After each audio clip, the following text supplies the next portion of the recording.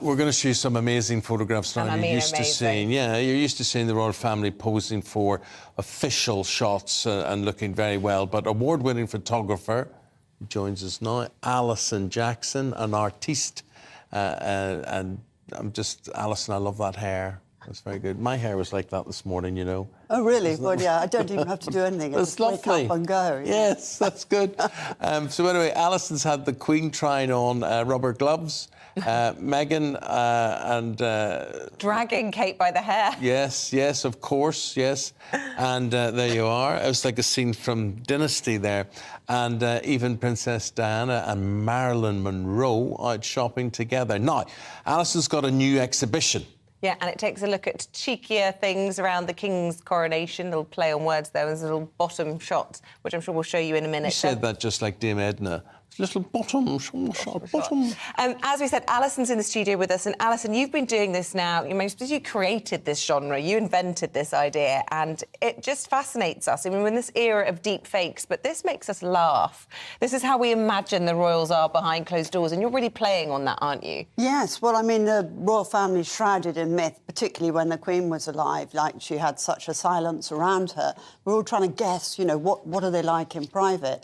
Obviously, now Charles is king, they're more talkers, but we're getting some incredible stories, you know, like come out like with the Harry stories and, you know, all these other bits of information. So I'm really sort of creating the scenes that we've all imagined but never seen before. And these people really exist. I mean, you know, that is John Smith. You just think it's Prince Charles, so you can't rely on your own perception when it comes to... But what you do, your artwork's amazing. I mean, you've got your exhibition... Look at that, Eamon.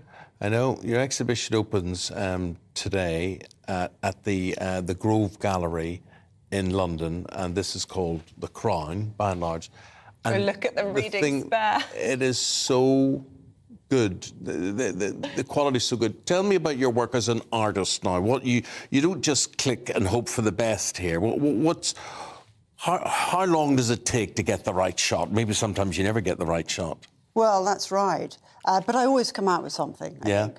But it's a nightmare because, you know, I've got to find the lookalikes, I have to run after people down the street, and sometimes I go up to the real celebrity thinking they're a great lookalike, so they're not best pleased. You actually approach people in the street? Yes, yes I do. I run after them. Do you think I look like George Clooney? Oh, God, Eamon, absolutely. See, even she thinks Dead ringer. Dead ringer. Dead ringer.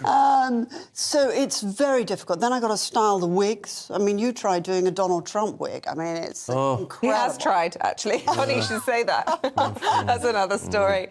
But I should point out, I mean, you are a monarchist. This isn't you laughing at the royal family, but this is, I suppose, increasingly controversial. People don't like jokes as much anymore. Everybody's offended by things. Are you finding that with your work? Or are you actually finding we've got a really great British sense of humour, and ultimately this is about a sort of form of voyeurism, really? Well, we're all voyeurs because we can never reach the people depicted in the news stories. Basically, we're always chasing after them because we live our lives through imagery, and the people, we think we know them intimately, but actually, you know, very few of us have had a chance to. But I made quite a rude sculpture about Donald Trump, as you can imagine, in the Oval Office, and no museum would have it, and so I put it in a gallery in London, and it went viral, and it was really interesting because it was 30-year-old-ish women. It went viral on Facebook, were really interested in seeing this particular sculpture. So I think there is an appetite, and they were interested in it because there were it was brave and courageous to do something so out there. I suppose in this modern world where a lot of us only put our best images out on social media, we're kind of creating these false illusions anyway, and we don't really care. We know it's not real. Do you think... I mean, you've got interesting views on this. We kind of don't care whether things are faked or real. We just kind of enjoy it all for what it is. That's right. We really don't care what's real or what's fake anymore. It really doesn't matter. And we're becoming fake-looking as well. I mean, look at Kim Kardashian. She's like Jessica Rabbit. Donald Trump is like, you know, a Flintstone. You know, so that sort of unreal look in reality is also fashionable. So it's kind of really an interesting time. And what's going to happen when we live our lives through deep fakes? I know, that is quite scary. Well, we've been talking about this in the programme today. They can now deep fake not only your image, and there's a couple of dramas I'm watching at the moment, absolutely scary what they can do, but your voice. We were talking today, and we don't really want to go into how they can do it, but believe me, you've been on this programme today, what they can do with your voice and fool people into thinking things. But what are you doing with your exhibition? When people come along, what do you hope, what do you get the biggest thrill out? That they think, oh, this looks like the real people, or that there's some sort of statement made there, or they say, how did she do that? That was brilliant.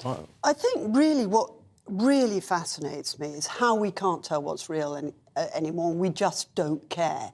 And does it matter? So for a nanosecond, you think it's real. Then you realise you cannot rely on your own perception when it comes to photography. And we live our lives through imagery. And that's, I find, interesting. Can I just ask, I mean, Eamon's talked about how the royals have a great sense of humour. Have you ever met any of them? Have they seen any of your work, and do you get feedback? I try and avoid, you know, but every now and then I do come, but of course. But I think that they're party animals, aren't they? I mean, they're great entertainers. Listen, here's my favourite royal. Let's have a look at this picture that I gave you there. Look, just that's my favourite. That's your So much fun, and people think that I don't like her for some reason. But there you go, Alison. It is a pleasure. It is called the Crown Exhibition. A lot of spoof photographs there. More than that, it's beautiful artwork at London's Grove Gallery there with Alison Jackson. Thank you very much. Thank Lovely you, to see you. Lovely seeing you again. Thank you. Thank you very much. Do stay with us. We're going to have more for you.